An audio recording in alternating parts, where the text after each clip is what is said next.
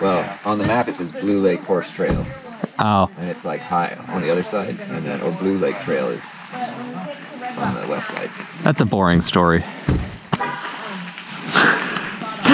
It is. I did wonder if you went right at the Blue Lake Trailhead. I wondered where it went, but We heard you like rocks in the tread, so we got you lots and lots of rocks in the tread.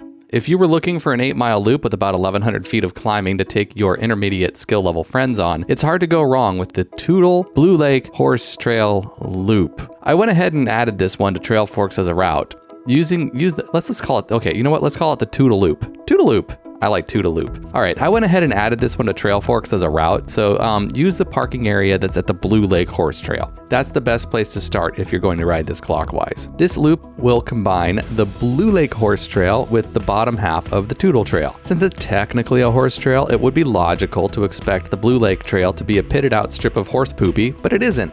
The tread on this trail is actually in pretty decent shape, aside from the rocks, which are not the horse's fault. There aren't really any decent places to park, let alone turn around a horse trailer up here, so that probably explains why what's technically a horse trail doesn't appear to be getting too many horses on it, because I think people with horses are afraid of getting their horse trailer stuck.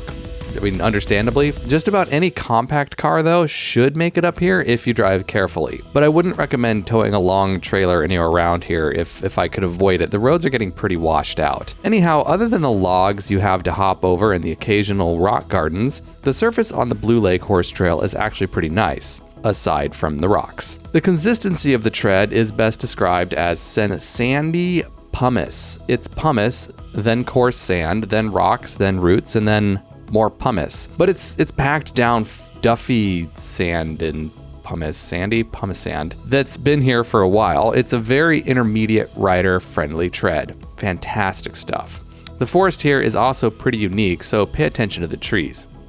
It's 4 miles of park-like stands of whatever this tree species is. It's probably silver fir, or some hybrid silver fir-ish thing that likes to grow in the dry patches on the flanks of Mount St. Helens, wherever the hemlocks don't seem to like growing. Maybe it's a lodgepole. I don't know. According to my guidebook, it looks like silver fir based on the bark, but I could be wrong. Anyway, that's the best I can tell. The woods here, the woods in here are really quite lovely. And the grade on this trail doesn't even really feel like you're climbing at all for the first couple of miles. It's nice. It's not completely smooth sailing though. There are still a whole lot of downed trees throughout this section of forest. You'll get a nice upper body workout from this ride. It's good. It adds balance. Eventually, as you gain in elevation and get closer to the ridges and out of the flatter, drier soil, the whatever these are trees start mixing in with Douglas fir and hemlocks as the trail surface starts to get a bit more varied and challenging. At this point, you'll be picking up the front wheel a lot more often to get over roots and rocks as the soil itself becomes thinner and rockier. The more challenging surface persists until the trail arrives here at this split. It doesn't matter which way you go because this is just a split in the trail. It eventually meets right back up with itself. I don't even know why it splits off. I went to the right. You could have your friend go the other way and then you guys could race. I don't know, do whatever, be crazy, have fun. The feature that makes this an intermediate and not a beginner loop is that there are so many baby heads on the surface of the trail. This is not where you want to bring someone who's never ridden a mountain bike before. So keep that in mind and you just might be able to stay married. Advanced riders won't need to dismount much. Intermediate riders will find themselves getting off the bike frequently. I mean, don't misunderstand me. There are a lot of rocks in here. Somewhere around 2.5 miles into the ride, the Blue Lake Trail intersects with the Toutle Trail. If you were to go left, you'd end up at Blue Lake. Or you could have used this as the bottom part of the Toutle Pop just to add some variety to that ride. Anyway, you don't want to go left because this is a loop. Instead, you want to go right. Now, you're on the lower part of the Toutle Trail that connects this intersection with the horse trail to the parking lot at Red Rock Pass. Think of the next couple miles as a respite of sorts from the rock hopping you were doing earlier. It'll get harder again, but just not quite yet. The forest through here is more of that hemlock mixed with whatever weird hybrid tree this is. I mean, it kind of looks like lodgepole, I'm telling you, but I don't know, the bark is wrong. But I feel like I might be wrong. I'm not, okay. I'm just not a tree expert. I thought I was, but apparently I'm not. Hopefully someone will help me out in the comments. The tread is pretty smooth through this section as the soil is more of that packed, sandy, volcanic stuff with needles and twigs all over it. The forest will thicken as you proceed south, with the hemlocks overtaking the lodgepoles or silver firs or whatever those trees are, while more and more Douglas fir starts showing up and you'll start seeing more moss and sword ferns. Presently, you'll arrive at this nasty crossing right here, which I decided didn't really count as an advanced feature because you can't ride this. Everyone has to get off the bike. This is classic volcanic Lahar / creek bed crossing here. You might approach this arrogantly, thinking that because you like technical rides and you're an advanced level rider, you could totally do it. You're gonna find a line, but it ain't like that. It's not like that at all because this is not a technical challenge. There's nothing technical about this. It's just boulders and sand, and it shifts around and it sucks your wheels in. In order to call something a technical challenge, that would indicate that there was some, set of technical moves that you could execute that would get you through that challenge. There is no set of moves that will get you through this, so it's not technical because you just have to get off the bike no matter who you are. Trust me, you can't ride this. Finding your way out of here is also somewhat of a challenge, but that's sort of just the nature of things anywhere on a volcano. It shouldn't be a problem as long as you don't panic. If you're nice, you'll even help your friends get across this. You want to be nice, don't you? Seriously, this is much steeper and more challenging than it looks. After this crossing, there's a rock garden or two you'll need to get through, and then the trail cuts through an entirely different forest than where you just were. The tread underneath remains this sort of well-drained, coarse sand with needles on it, but the trees grow progressively larger and larger as you near the downhill stuff.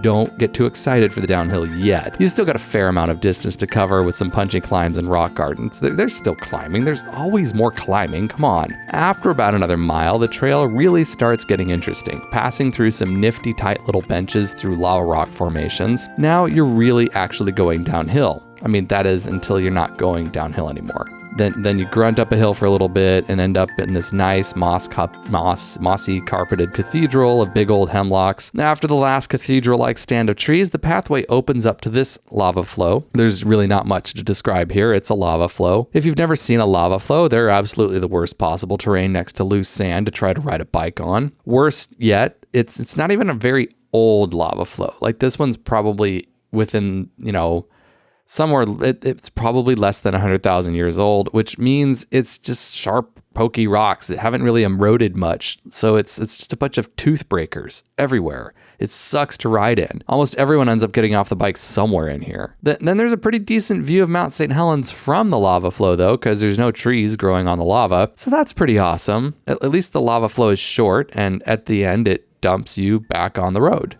here at Red Rock Pass Trailhead. But you're not done yet.